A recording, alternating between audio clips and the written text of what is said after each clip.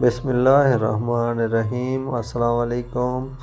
آج 5 فروری 2021 سعودی عربیہ کی تازہ ترین خبروں کے ساتھ میں ہوں سجاد ملک۔ نظر ڈالتے ہیں اب تک کی تازہ ترین خبروں پر۔ چھٹی پر گئے تارکین کے خروج و عودے میں توسیع کیسے ہوگی؟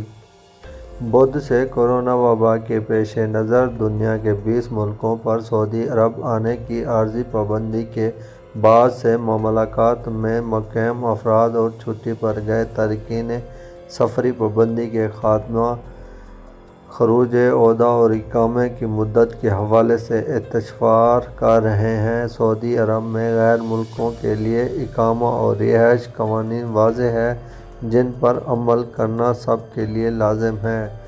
اجیر اور اجیر کے حوالے سے بھی قوانین موجود ہیں، ان سے آگاہی ضروری ہے۔ محکمہ پاسپورٹ یعنی جوازات سے ایک شخص نے دریافت کیا کہ میں چھٹی پر پاکستان گیا ہوں۔ واپس کی کنفرم فلائٹ 15 فروری 2021 کی ہے، جبکہ سعودی عرب میں فلائٹ آپریشن منتقل ہو گیا ہے۔ میرے خروج عودہ کا کیا ہوگا؟ کیا اس مدت میں عرض خود اضافہ ہو جائے گا؟